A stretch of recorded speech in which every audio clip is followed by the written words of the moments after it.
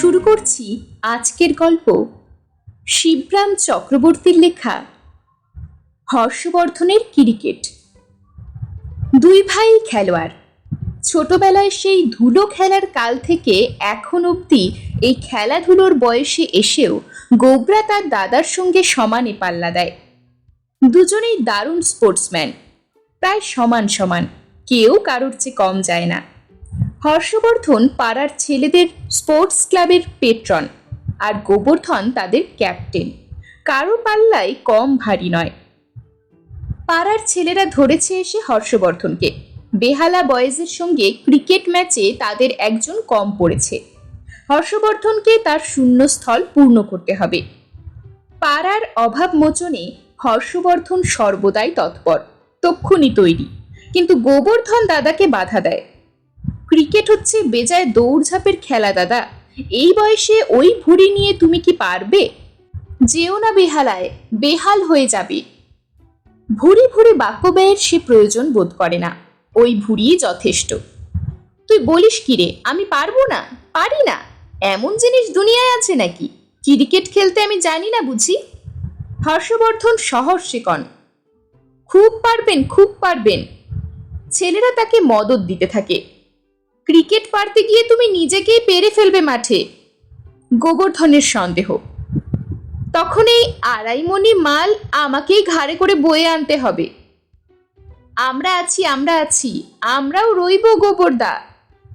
গোবর্ধনকে উৎসাহ যোগাতে ছেলেদের কোনো কসুর নেই। তোমরা যে আছো সে আমি ভালোই জানি ভাইরা।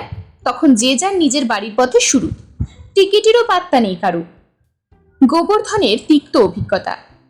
হ্যাঁ গোবরাদা, যা বলেছ। সবাই তখন চড়াই পাখির মতো ফুরুত।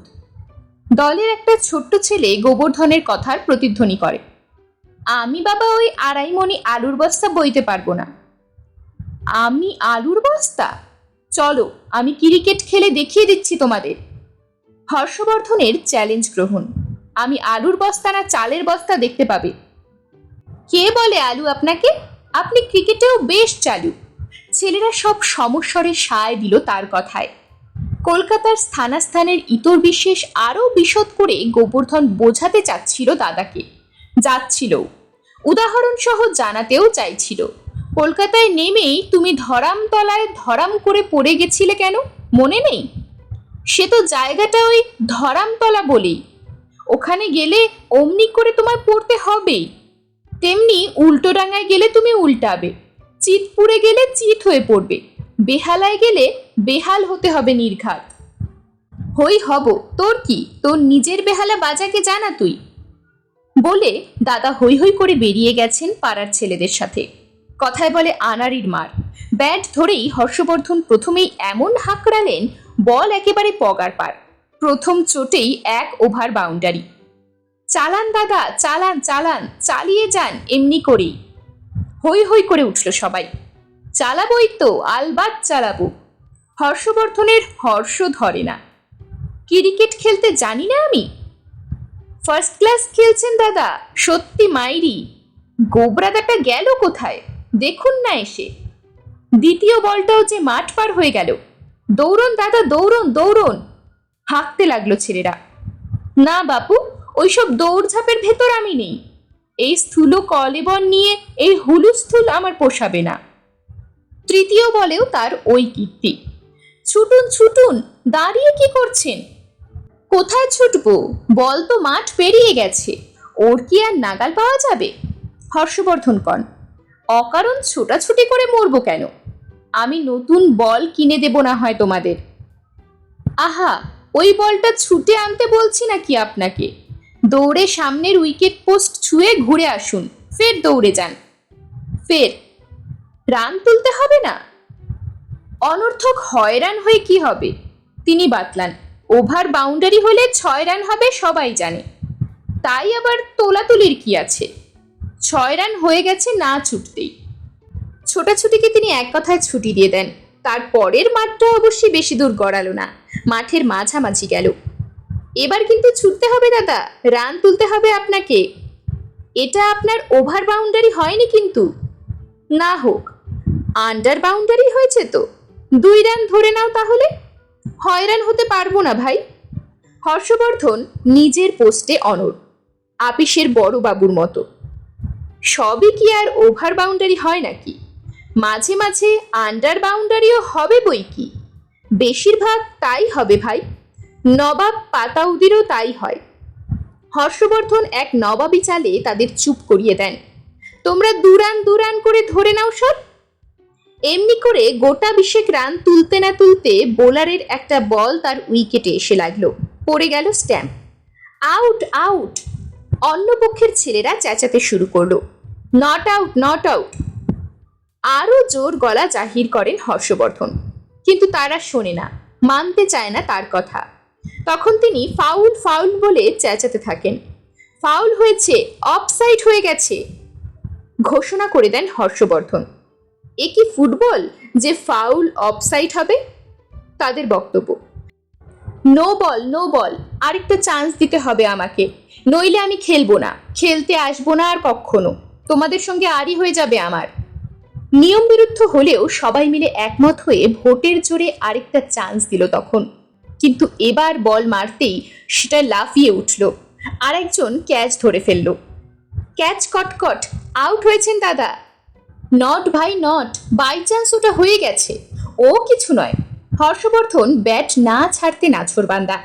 তখন আরেক চান্স দেওয়া হলো তাকে, আবারও তিনি ক্যাচ আউট। আরেক চান্স, লাস্ট চান্স এবার।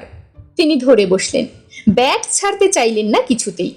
বললেন, আরেক চান্স দাও আমায়, চকলেট খাওয়াবো তোমাদের, এস্তার এস্তার, যত চাই যত খুশি। চকলেটের দৌলতে আরেক চান্স মিলল তার তখন। এবার তিনি খুব সতর্ক হয়ে ব্যাট করতে লাগলেন।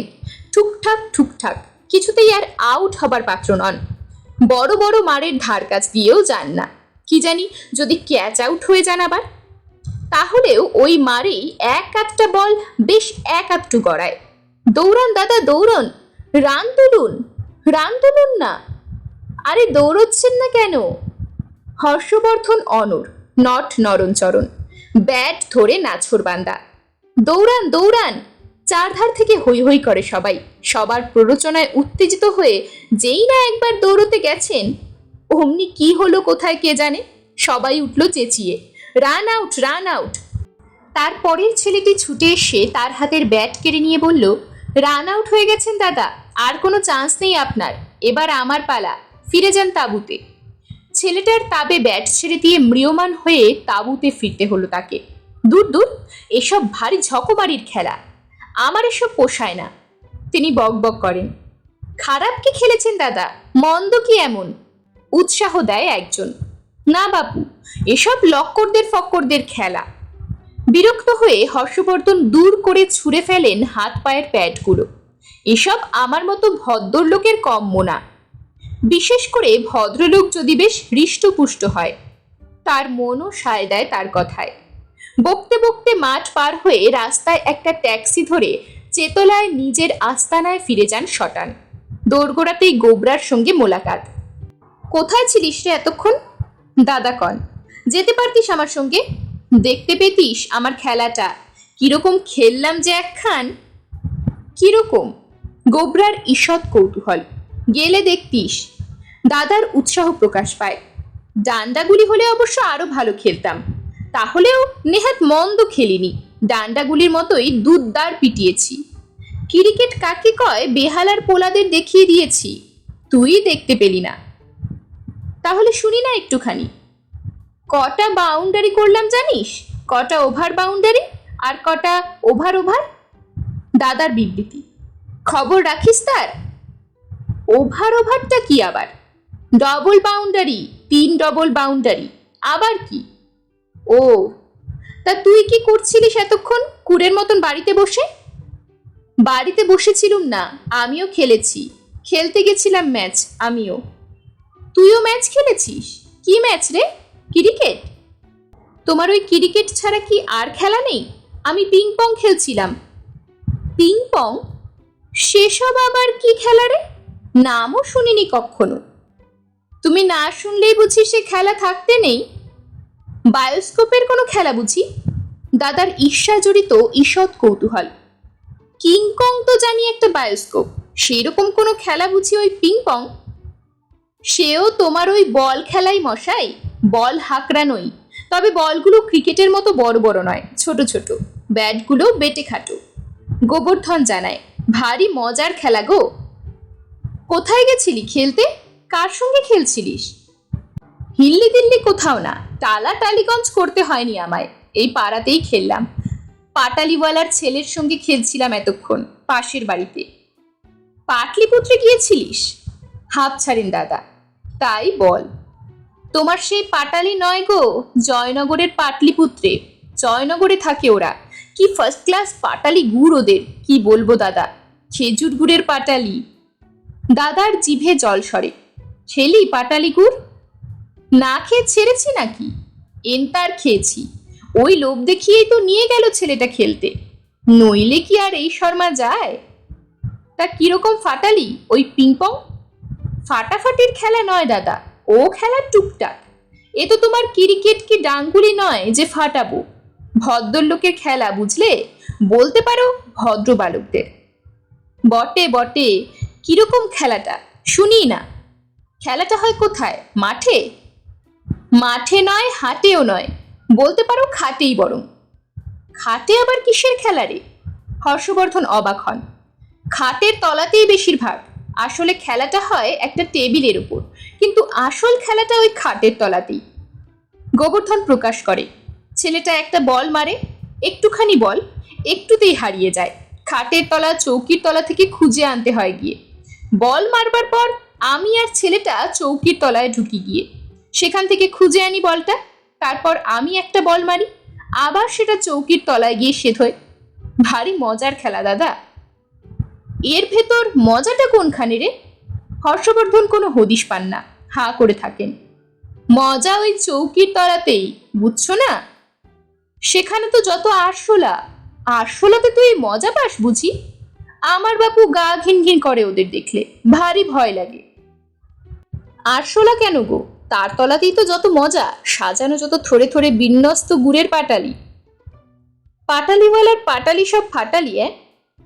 আজ রাত্রির আর ভাত টাত কিছু খাচ্ছি না দাদা। আমিও না, তোমার সেই পাটালিপুত্রও নয়। সাতখানা ইয়া পেল্লায় পাটালি দুজনে মিলে সাবার করেছি। তারপরই গোবর্ধন এক পাটনায় ঢেকুর তুলে তার প্রমাণ দিল। এরকমই আরো সব গল্প পেতে চ্যানেলটিকে সাবস্ক্রাইব করে দেবেন। আর গল্পটি যদি ভালো লেগে থাকে তাহলে লাইক, শেয়ার আর কমেন্ট করে দেবেন।